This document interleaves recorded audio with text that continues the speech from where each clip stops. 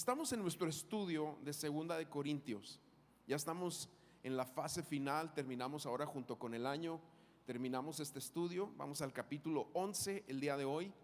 Nos faltan el 12 y el 13 nada más, los cuales pues terminamos ahora en diciembre con el favor de Dios. Y creo que Dios puede hablar mucho en nuestras vidas a través de lo que se está compartiendo aquí cada miércoles. Y los miércoles lo hacemos a forma de enseñanza, ¿sí? Es una enseñanza donde vamos leyendo el pasaje y vamos desglosando las palabras, los puntos principales y lo que Dios habla. Y el Espíritu Santo obviamente pone en nosotros revelación para que podamos buscarlo de todo corazón. Así que vamos a orar y vamos a preparar nuestro corazón para el tema de esta noche. Señor, gracias por tu presencia, por tu favor aquí con nosotros. Te bendecimos y oramos que tú hoy nos enseñes por medio de tu palabra, por medio de la lectura, los capítulos que vamos a ver hoy, los versículos, que tú traigas revelación de tu Espíritu Santo y nos liberes más para amarte más, para conocerte más profundo. Así oramos en el nombre de Jesús. Amén, amén. Muy bien, 2 Corintios capítulo 11. En este capítulo está por terminar el apóstol Pablo su enseñanza, su ánimo, su reprensión, consolación, exhortación a la iglesia que está ubicada en Corinto. Corinto es una zona de la actual Grecia. Entonces es una iglesia que por demás se había hecho muy pagana, porque el lugar donde estaba, el círculo donde vivía, el contexto donde estaba, era un lugar muy complejo. Uno de los dichos del antiguo mundo es: cuando tú ibas a ir a Corinto, es porque te ibas a perder, te ibas a aventar a la loquera. Y decían, te vas a ir a corintianizar, ¿sí? Es como decir hoy en día, lo que pasa en Las Vegas se queda en Las Vegas. Algo así es el anuncio que ellos hacen, ¿verdad? Porque ya sabes que si vas para allá, independientemente de que tú hayas ido a ver los shows y no sé qué, pero la mayoría de la gente va ¿a qué? A perderse, a jugar, a buscar de lo peor que pueda haber y ofrecer la ciudad. Lo mismo era Corinto. Entonces Pablo establece una obra ahí, una iglesia, empieza gente a conocer a Cristo y Dios va trabajando en sus corazones. Pero recuerda que cuando nosotros venimos a Cristo, la tendencia es intentar traer costumbres de afuera, costumbres antiguas, costumbres cosas que no están en la palabra. Intentamos traerlas a la iglesia, y ahí es donde entra la enseñanza de la palabra de Dios, la enseñanza de los apóstoles, de Jesucristo también, y pone una línea y dice: eso no pasa. En el reino las cosas son diferentes. Entonces, ¿qué hace Pablo? A través de la enseñanza establece los principios del reino por los cuales nosotros estamos viviendo o vamos a vivir. Y entonces en esta sección Pablo defiende su ministerio desde el capítulo 10, donde hablábamos de la batalla espiritual que normalmente está en nuestra mente, ¿sí? Es lo que vamos viendo ahí. Pero en este capítulo 11 entramos a este escenario donde más personalmente él empieza a hablar de tres cosas básicamente: su celo por la obra, su celo por la iglesia, ¿sí? Su amor por la iglesia, su celo por el mensaje, porque estas son cosas que no deben de cambiar. El celo que tenemos por el mensaje de la palabra, el mensaje que nos dejó nuestro Señor Jesucristo, y expresa al mismo tiempo su paternidad hacia las personas y hacia la iglesia. Porque tú tienes que entender algo. Una cosa muy distinta es ser empleado en una organización religiosa, y otra muy diferente es pagar un precio por plantar una iglesia. Entonces Pablo nos está hablando no desde el punto de vista de un asalariado, de alguien que vive y en una organización y lo cambian de iglesia y está todo hecho. No desde ese punto de vista, que no estoy en contra de ello, o sea, tiene sus buenos puntos también eso. Pero él nos está hablando desde el corazón de un precursor, de alguien que abrió brecha, pagó un precio, se entregó su economía, no nada más su economía, sino sufrió en su propio cuerpo los ataques de predicar el evangelio. Y aquí al final de este pasaje vamos a leer el currículum más impresionante que un cristiano pudo haber atravesado. y nos está enseñando a nosotros, no que tú tengas que padecer todo eso, porque no es ya lo que va a suceder ahorita, sino hasta los últimos tiempos, ahí va a volver a suceder todo esto, pero que entendamos nosotros el costo, el precio que hay aquí. Y bueno, primero, como introducción, quiero decirte, Jesús habla muy mal de los asalariados. Él habla muy mal de los asalariados. Fíjate, Juan capítulo 10, en el versículo 12 dice: yo soy el buen pastor, y el buen pastor su vida da por las ovejas. Ese es Jesús, ¿sí? Él es el buen pastor y Él su vida ha dado por nosotros. Nosotros ya no tenemos que dar nuestra vida por nadie, porque Él ya la dio por nosotros, ¿sí? Hay que entender eso. Pero el que es un asalariado y no un pastor, que no es el dueño de las ovejas, va a venir el lobo y abandona las ovejas y huye. Entonces el lobo las arrebata y las dispersa. El asalariado huye porque solo trabaja por el pago y no le importan las ovejas. O sea, eso es algo que Jesús está expresando y que es muy importante que lo entendamos. Hace un tiempo atrás una persona se me acercó de otra iglesia, ¿sí? Es un hermano muy, muy buena persona. Él de alguna manera jala gente de varias iglesias para un ministerio que tiene, y me dijo: tú eres muy celoso con tu gente. Y yo le dije: sí soy muy celoso, porque cuando has pagado un precio, entonces te haces muy celoso. Pero cuando llegas y ya está todo hecho, pues si se descompone el aparato no te importa. Si llegan 2 personas te vale. Si se rompió y se salió la alabanza ahí nomás, pues hay palonra, ¿sí? Porque esa es la mentalidad del asalariado. Esa es la mentalidad del que no ha entendido puntos aquí importantes que Pablo nos va a expresar en esto que estamos hablando. Y si es cierto, cuando tú llegas y ya está todo hecho, piensas que no cuesta nada, ¿verdad? Y es donde los que llegaron primero siempre quieren invitar a los que llegaron después a decir: hey, vamos a sumar. O sea, qué bueno que llegues y te sientes y haya climas y tengas una pantallita así como estas y un grupito de alabanza que se aventó una de las oldies muy buenas. Pero todo eso cuesta, amados, ¿sí? Esa idea de que el evangelio es gratis es mentira. Llevar el evangelio cuesta, y Pablo nos va a hablar de esto, y cuesta mucho. Lo que cuesta más es vidas que se entregan. Pero lo primero que va a hablar aquí, bueno, va a hablar de su celo por la obra. Déjame empezar a leer versículos 1 y 2. Dice: ojalá me soportaran un poco de insensatez, y en verdad que me soportan, porque celoso estoy de ustedes con celo de Dios. Ahí está, así se vale ser celoso por la obra, ¿sí? Porque Él los plantó, Él le predicó a muchos, Él oró por muchos, Él llevó a muchos a Cristo, Él vio cuando se estaban convirtiendo, Él fue el partero ahí, ¿sí me explico? El que estaba ahí a un lado cuando muchos estaban entregando a Cristo. Entonces tiene un derecho a estar celoso como un padre espiritual. Y entonces dice: pues los desposé a un esposo para presentarlos como virgen pura a Cristo, ¿sí? Esto es lo que empieza a decir aquí.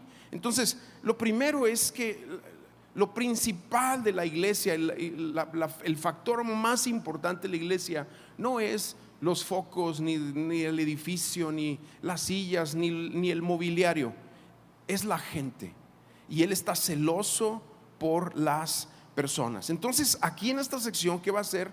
Él va a desafiar a todos aquellos que servimos en cuanto a nuestra motivación. Y nuestra motivación, el llamado, debe ser impulsado por un celo, un amor, un agradecimiento santo. O sea, y te explico, hay un celo tóxico, ¿sí? El celo tóxico es horrible, ¿verdad? Es nocivo. El hombre celoso, la mujer celosa, la raíz de eso es una profunda inseguridad.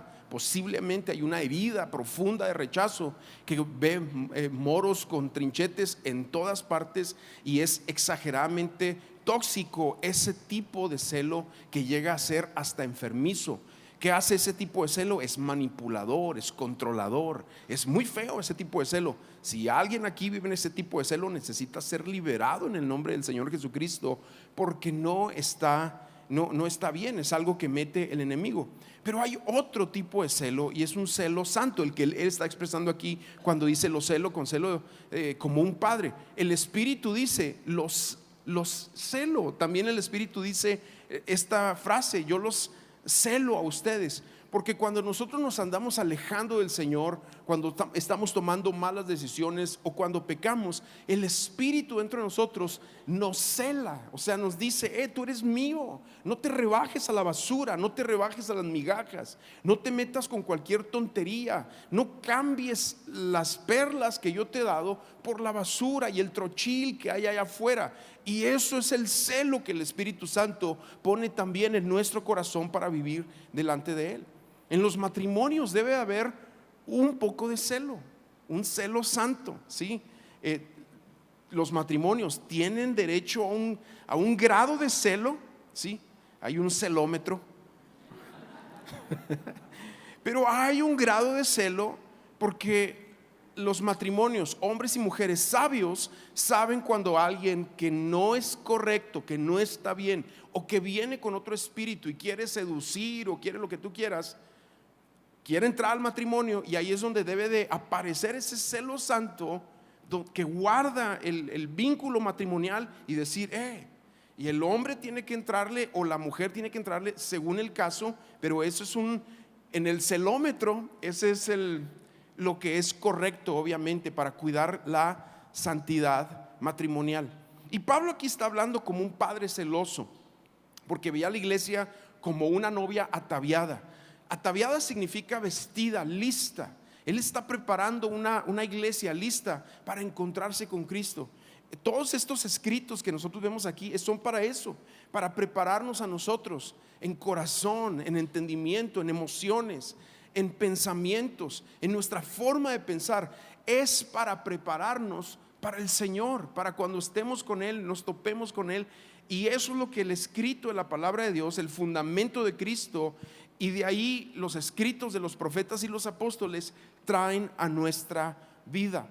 Efesios 5:26, la segunda parte dice: a fin de presentársela a sí mismo, hablando de Jesús y cómo las palabras de Jesús nos presentan delante de Él mismo de una manera como si fuera una novia ataviada, lista.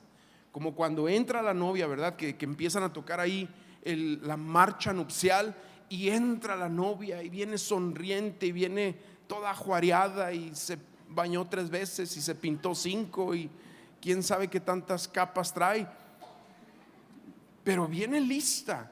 Y así, esa es la figura de la presentación. Dice, este pasaje termina diciendo: una iglesia en toda su gloria, sin que tenga mancha ni arruga ni cosa semejante. Mancha, pecado, arruga, heridas del pasado, o sea, ya está limpia, ya Dios trabajó en ella, el Espíritu Santo hizo algo y está lista para ser presentada. Dice, sino que fuera santa e inmaculada. Entonces, de cierta forma, es muy triste, y eso es lo que Pablo empieza a abordar aquí a partir del versículo 3, cuando la iglesia pierde su pasión, pierde su deseo, pierde su celo, su amor por Cristo. Es muy triste. Vamos a quitarle el título la iglesia. Es cuando yo, a nivel personal, pierdo mi pasión, mi deseo, mis ganas de orar. Lo único que me impulsa a orar es mi problema, como te decía ahorita al inicio, mi dolor, mi situación, mi economía. Eso me impulsa a orar, mi matrimonio. Pero te fijas, el factor común es mi egoísmo. Es muy distinto cuando dejamos de orar por mi problema, mi situación, a cuando empiezo a orar por su presencia. Y es muy triste, y eso es lo que él empieza a hablar aquí, cuando se pierde el celo, la pasión, y todo en la iglesia se hace muy organizacional y se ponen los ojos en los hombres, y entonces, dependiendo qué tan bien sea el desempeño de los hombres, va a ahí estar basada tu alegría espiritual. Y ese es un gran problema. Entonces aquí habla como un padre que ha cuidado, educado, guiado, le ha dado la mejor educación a su hija, se ha comprometido con el más excelente hombre, muchacho, con quien se pueda comprometer, y de repente se quiere meter un pretendiente que se puede oler a kilómetros. Yo lo decía hace unas semanas atrás, usando este mismo versículo, que es un haragán, un flojo, un mantenido, un sinvergüenza. Y pues, ¿qué hace el papá? Pues, el papá va a salir con escopeta en mano, ¿verdad? Porque obviamente no quieres eso. Entonces aquí dice, versículo 3, pero me temo que, hablando de todo eso que ha perdido la iglesia, dice, así como la serpiente con astucia engañó a Eva, las mentes de ustedes sean desviadas de la sencillez y la pureza de la devoción a Cristo. Entonces, si te fijas, el enfoque aquí es la mente. La semana pasada hablábamos que la batalla está en la mente, empieza con los pensamientos. Los pensamientos se vuelven en algo altivo, la altivez se convierte en un argumento, y el argumento finalmente una fortaleza, y después de la fortaleza empieza a haber muerte de sueños, muerte de ciertos factores en tu espiritualidad, tus dones, tu servicio. Muchas cosas se empiezan a generar. Pero el enfoque aquí es eso, y dice que la serpiente con astucia. Aquí habla de un enemigo que es planeado, que va a poner oportunidades para que peques, te va a poner oportunidades, te va a tratar de convencer con ciertos factores que te pueden seducir fácilmente. Por eso es la importancia de tener una mente en Cristo. Pablo aquí en este epístola dice, tenemos la mente de Cristo. Y es muy importante que tu mente esté sometida al Señor para que no tenga lugar el enemigo para hacer algo en tu vida. Entonces dice, con astucia engañó a Eva, las mentes de ustedes sean desviadas, porque cuando la mente recibe una mentira y asimila una mentira, se empieza a desviar poco a poco, y empieza entonces, cuando la gente está desviada, agarra opiniones de todas partes, agarra sentimientos de todo tipo, que le predicaron allá un predicador de no sé qué y se va con eso, o que leyó un libro muy humanista y se va con eso, o que un maestro en la universidad para los jóvenes, de esos prepotentes y muy seguros de su enseñanza, enseñan puras estupideces. Perdón, ya me estoy aquí saliendo de control, ¿verdad? Pero de verdad, y lo tienen que enseñar, y tu mente tiene que atravesar eso, pero tú tienes que tener una mente en Cristo que diga, esto no me lo como, gracias maestro por enseñarle, le estoy pagando para que lo haga, obviamente, pero esto no va a entrar a mi mente y no va a entrar a mi corazón. Y es donde tú tienes que entender esto, porque si tú te lo comes y tú dices, sí, ok, entonces pues yo puedo hacer lo que yo quiera, y te vas con muchos rollos. ¿Qué empieza ahí? Te empiezas a desviar. ¿De qué te empiezas a desviar? Pues de la sencillez y la pureza de la devoción. La palabra devoción es sincera fidelidad. Sincera no significa que tú vayas a ser perfecto en tu devoción, en tu fidelidad, pero hay una sinceridad ahí, que cuando cometes errores vuelves a Cristo y te encaminas en Él. Entonces, el resultado trágico de escuchar las doctrinas de falsos maestros o falsos apóstoles, que es lo que específicamente está tratando aquí, es el abandono de la sencilla devoción a Cristo. Eso es lo que va pasando. Y el mensaje del evangelio es muy sencillo, pero a los falsos maestros les gusta complicarlo.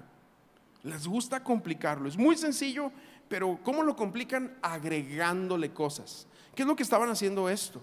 Porque nosotros sabemos que la salvación es por gracia, por medio de la fe, pero ellos querían sumarle, le ponían un plus, un más, le querían sumarle obras, buenas actitudes, Moisés, la ley, haz esto, guarda el Shabbat, come kosher, mil cosas que ellos querían. Y hoy en día hay otro tipo de maestros que no nada más agregan eso, sino que agregan una serie de otros factores que terminan en una indigestión espiritual y terminan golpeando entonces tu caminar espiritual.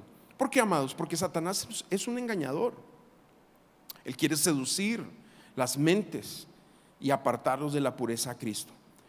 Versículo 4, avanzo, dice, porque si alguien viene y predica a otro Jesús, porque esto puede pasar, De hecho, Pablo, cuando se está despidiendo de la iglesia de Éfeso en el libro de los Hechos, dice que les pide que vayan a la playa donde él está, y ahí él está por subir a un barco, y ahí junta a las personas y ora por ellos, y les dice: después de mi partida vendrán otros que como lobos rapaces intentarán comerse al rebaño.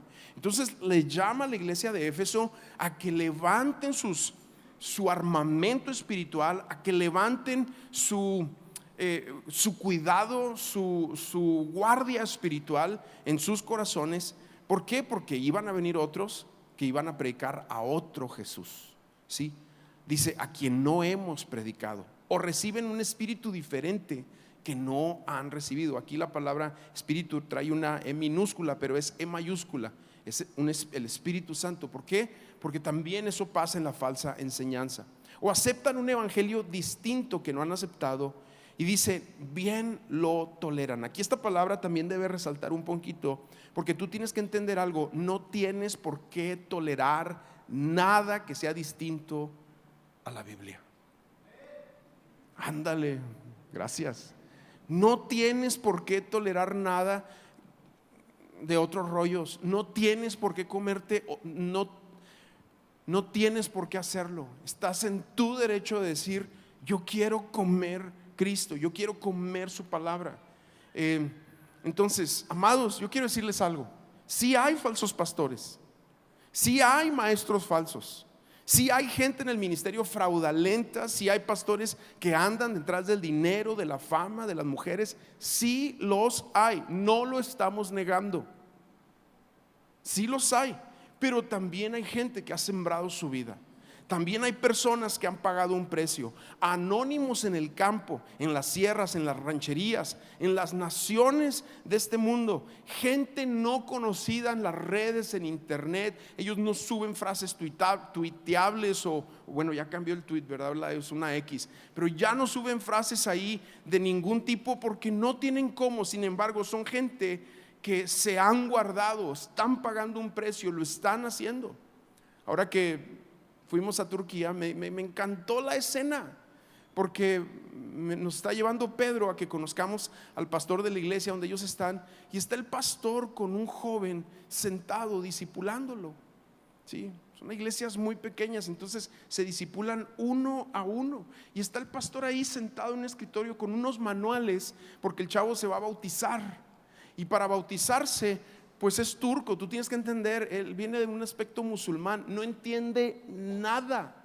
Muchos de ellos ni a Cristo han escuchado, ¿sí?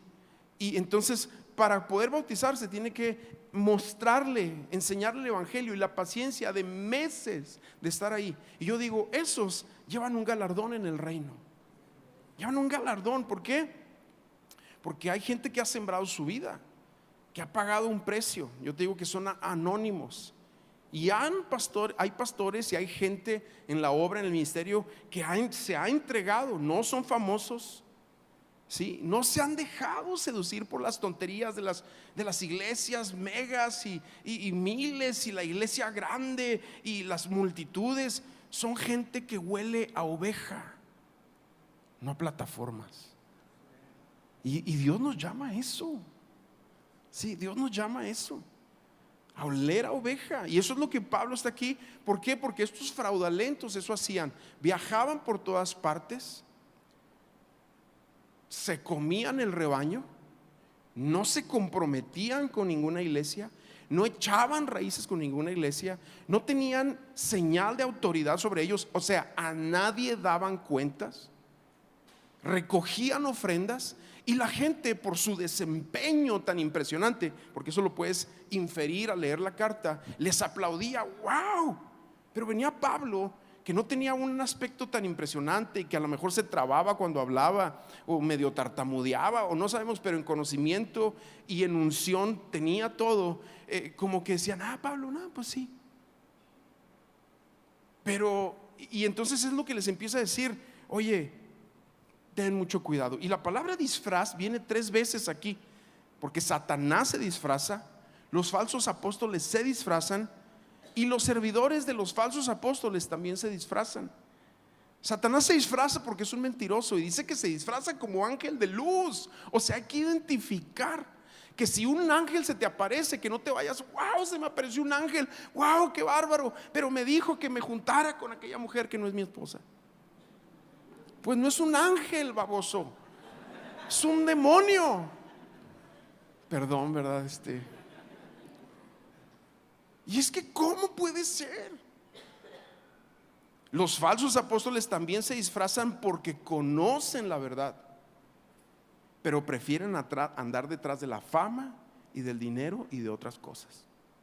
Y sus servidores, como están engañados, ¿qué hacen? No generan la sencilla devoción y fidelidad, y entonces se tienen que disfrazar y todo es estructurado.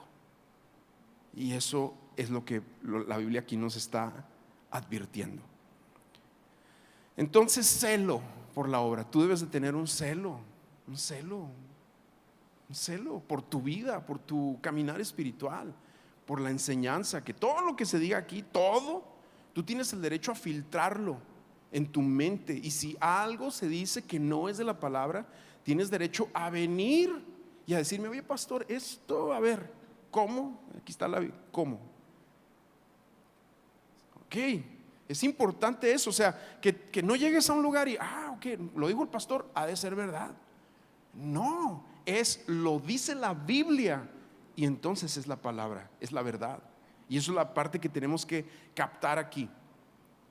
Déjame pasar al segundo punto, porque lo segundo que nos enseña es generosidad, su generosidad hacia la obra. Ahora, déjame leer versículos 7 al 9. Dice: ¿o cometí un pecado al humillarme a mí mismo para que ustedes fueran exaltados? Porque les prediqué el evangelio de Dios gratuitamente. Fíjate cómo lo dice él. A otras iglesias despojé. ¿Por qué? Porque él sintió en Corinto no recibir ofrendas de la gente, pero otras iglesias sí le mandaban ofrendas. El caso específico es las iglesias de Macedonia, donde estaba Filipos, o la iglesia de Filipenses. Dice: a otras iglesias despojé, tomando salario de ellas para servirles a ustedes cuando estaba con ustedes y tuve necesidad, y a nadie fui carga, porque cuando los hermanos llegaron de Macedonia, ahí está, suplieron plenamente mi necesidad, y en todo me guardé y me guardaré de serles carga. ¿Por qué? La Biblia no especifica por qué de ellos no recibió nada, aunque podemos ver que en el aspecto espiritual de la ciudad era una cosa horrible cómo se movía el dinero y cómo se pedía de parte de los cultos paganos que había ahí. Y entonces él dice: tenemos que enseñar de una manera distinta. Y aunque sí recoge una ofrenda, porque sí recoge una ofrenda, pero no para él, sino para el proyecto que está llevando a cabo. Recuerda, en el capítulo 8 y 9 recogió una ofrenda y hasta levantó promesas de fe. Eso lo puedes ver ahí atrás. No lo tomó para él porque así sintió en ese lugar no hacerlo. Entonces, también te digo esto porque hay gente que es muy drástica, ¿verdad? Dice: no, es que no, los pastores no deben recibir dinero. Y bueno, la Biblia dice: el obrero es digno de su salario. ¿Sí? Las personas que están sirviendo al Señor tienen el derecho a esto. Lo que no debe, y lo que debe estar suplido obviamente son sus necesidades. Lo que no debe pagar la iglesia son sus lujos. ¿Sí? Eso tiene que salir de otras cosas, o de otro trabajo, de otra fuente. No, tú tienes que entender esto. Entonces, aquí en el caso de Corinto es muy interesante la historia. Está en Hechos capítulo 19. Pero empieza el capítulo diciendo que Pablo conoce a una pareja que son del mismo oficio. Ellos hacían tiendas, posiblemente tiendas donde la gente vivía, donde los nómadas las llevaban de un lugar a otro. Y esta pareja era Aquila y Priscila, un matrimonio de reino. Ellos son mencionados a lo largo de las epístolas. Y es una pareja que en un punto ellos se encargaron del negocio para que Pablo pudiera predicar tiempo completo. Entonces, esto es importante. ¿Por qué? Porque el costo de plantar una obra, o el precio que se paga por levantar una iglesia, la mayoría de la gente no lo entiende. Lo que se deja, lo que se suelta, a lo que se le tiene que decir no. La gente solo ve lo que ya hay. Las personas ven: no, pues aquí ya está todo armado, y no sabe lo que está detrás. pero es importante que tú y yo participemos en esto también. Entonces, bueno, aquí hablamos de otro punto importante: generosidad hacia la obra. Y por último, el precio, ya que el apóstol Pablo nos muestra a nivel personal el precio que él ha pagado por llevar el mensaje a todas partes.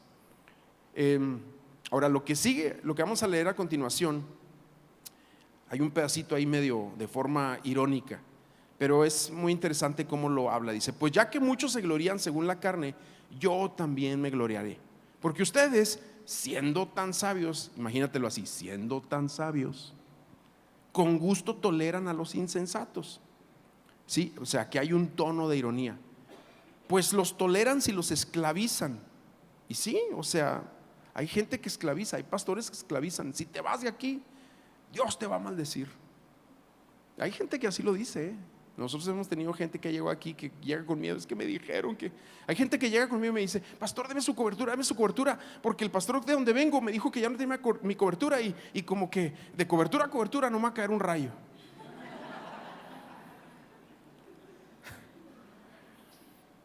Y si bien creo en la autoridad, sí, y yo mismo tengo un pastor, no funciona así, no es con temor. El Señor está con nosotros, Él nos cubre, su Espíritu Santo nos cubre, Él está con nosotros. Sin embargo, aquí estamos hablando, dice, de gente que los esclaviza.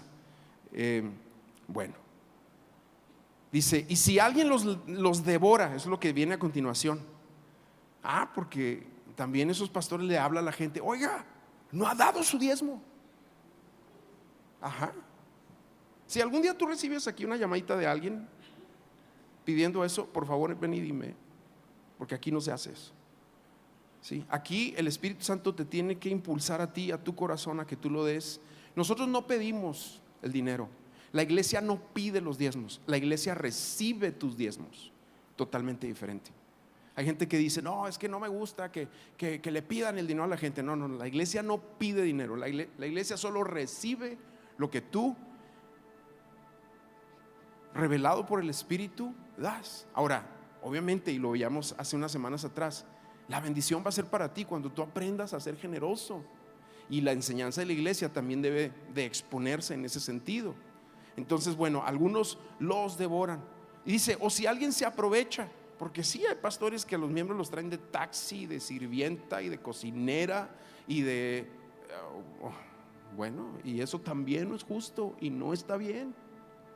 Estamos para servirlos, y tienes que entender esto. De ustedes, dice: si alguien se exalta a sí mismo, porque cuando esos pastores toman esa característica de engreídos, de que no los voltees a ver, no lo molestes, está muy ocupado, cuidado porque va a entrar a predicar y no lo toques, y así, y cuidado porque puedes andar en malos pasos también tú. Dice: o si alguien los golpea en el rostro. ¿Por qué? Porque también es un estilo pastoral de pastores que quieren tratar a la gente a latigazos. Vas a hacer esto y aquí y allá, y tú cállate. Oye, ¿de dónde? La Biblia no nos enseña eso. Jesús se quitó su manto, se amarró una toalla y lavó los pies de los discípulos. ¿De dónde tú sacas el tratar a la gente así? Venir bien trajeado, que nadie se me acerque, traigo guaruras y... Cuidado, porque hay mucho de eso hoy en día, y a lo mejor esta es una enseñanza que no estás acostumbrado a recibir, pero es importante que la recibas, porque si tú te desvías con eso, se pierde lo que dijimos al principio: la sincera devoción, la sencilla devoción a Cristo. Él nos ha llamado a sencillez, a tratarnos con respeto, a tratarnos como hermanos. Hace unos años atrás, una persona me mandó una carta, alguien que venía aquí a la iglesia, y en la carta me reclamó de que yo no le decía a la gente, que yo no les hablaba, que yo no les ponía límites, y una cartotota así. Yo le contesté: amado, a ti te gusta que te traten con látigo, pero yo no te voy a tratar así. Y sí, se fue a que lo trataran con látigo. Eso es muy triste, pero la gente también se acostumbra a esos estilos de liderazgo. Y aquí nos habla de una sincera devoción y sencilla devoción a Cristo, nada más. Termino con esto, versículo 23. Este es un pasaje, wow, impresionante. ¿Son servidores de Cristo? Entre paréntesis, hablo como si hubiera perdido el juicio. O sea, lo que tenía que llegar, hablo como si hubiera perdido el juicio. Yo más, en muchos trabajos, en muchas más cárceles, en azotes, en un sinnúmero de veces, con frecuencia en peligros de muerte. 5 veces he recibido a los judíos 39 azotes. 3 veces he sido golpeado con varas. 1 vez fui apedreado. 3 veces naufragué. Y he pasado una noche y un día en lo profundo. Híjole, qué miedo, ¿verdad? En alta mar, imagínate una noche y un día y medio así en alta mar, así agarrar una tabla. Dios mío. Con frecuencia en viajes, en peligros de ríos, peligros de salteadores, peligros de mis compatriotas, peligros de los gentiles, peligros de la ciudad, peligros de desierto. Te pareció un rap esto, ¿verdad? Peligros del mar, peligros de los falsos hermanos, en trabajos y en fatigas, en muchas noches de desvelo, en hambre y sed, con frecuencia sin comida, en frío, en desnudez. Además de tales cosas externas, está sobre mí la presión cotidiana de la preocupación por todas las iglesias. O sea, esto es algo muy fuerte. Es muy raro que ya tú veas hoy en día esto, aunque mi pensamiento es que en la medida que los últimos tiempos se incremente lo cerrado al evangelio, estas cosas van a volver a surgir. Sin embargo, aquí nos habla alguien que ha servido a Cristo por amor, y es como el Señor nos llama también a nosotros a servirlo por amor. Sí, como te decía, a oler a ovejas, a servir a las personas, a estar disponibles para la gente. ¿Va a ser la gente agradecida? No siempre. ¿Va a decir cosas de nosotros? Sí las va a decir, pero nuestro corazón no puede cambiar. A todos, se hayan ido echando pestes o se hayan ido bien, a todos les tenemos que levantar la diestra y saludarles con amor, porque son hermanos en la fe, a final de cuentas. Amén. Continuamente me toca hablar con pastores que lo han dado todo. Han dejado casas, países, sueños, negocios, carreras, y son anónimos. Y yo les aplaudo, sí, les aplaudo por lo que Dios les ha llamado a hacer en donde están. Pero vamos a orar, ponte de pie. Y hoy vamos a orar diferente.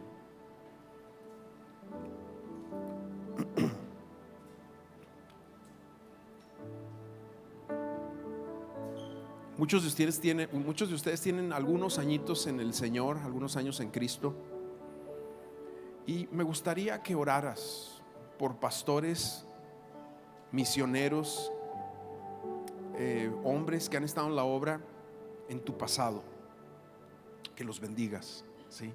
Bendícelos. A lo mejor vienes de una iglesia así, que los trataban a latigazos y dura, y pastores demasiado protagónicos, y ay, Dios mío, y yo lo entiendo, pero ¿por qué no tomas ahorita tiempo para bendecirlos? A lo mejor fallaron en el camino, a lo mejor se amargaron en el camino, a lo mejor, como decíamos ahorita, se desviaron en el camino, pero bendícelos, ¿sí? Que tu corazón es un manantial de bendición para todos. Así que cierra tus ojos un momento y ora en el nombre de Jesús. Señor, yo bendigo primero a mis pastores, a Rodolfo, a Adriana. Bendigo, Señor, a los pastores que invirtieron en mí, como José y Marcela, allá en Chihuahua. Señor, los bendigo. Bendigo, Señor, a los que predicaron, Señor, el evangelio, a los Cepeda en mi vida, Señor. Bendigo, Señor, a los pastores de mi juventud, a los pastores de jóvenes, a los pastores de adolescentes, a gente que amó y se equivocó y cometió muchos errores, sí, pero siguen ahorita caminando en ti. Todos ellos te siguen amando. Oramos por ellos, bendecimos sus vidas, sus familias, sus hijos, sus nietos. Levantamos nuestra mano en gratitud, les bendecimos, Señor, en el nombre de Jesús.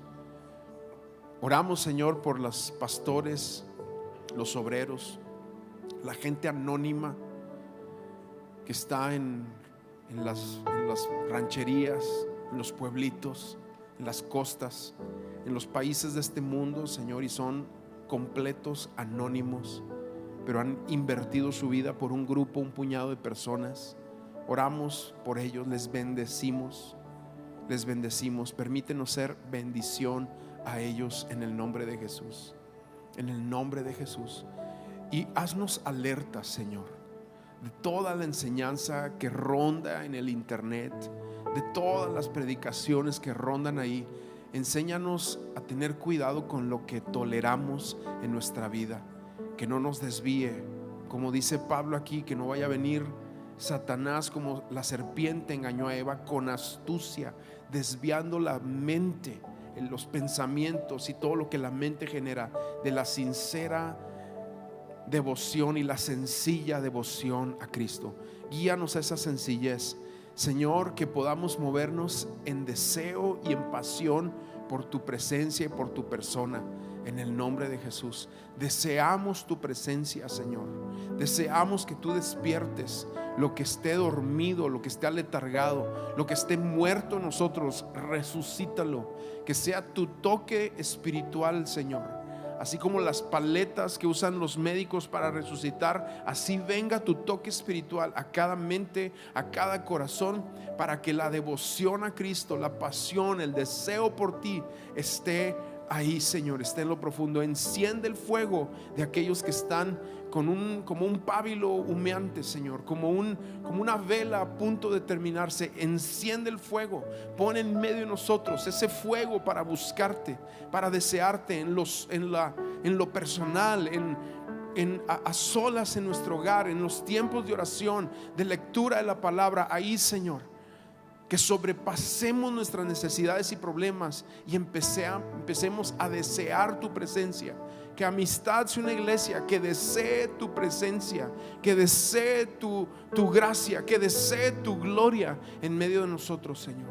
En el nombre de Jesús oramos, Padre. Amén. Amén, amén. Y gracias por ver este video. No olvides suscribirte a este canal, donde podrás encontrar todos los mensajes de Amistades al Clip. Y síguenos en nuestras redes sociales. Nos vemos pronto.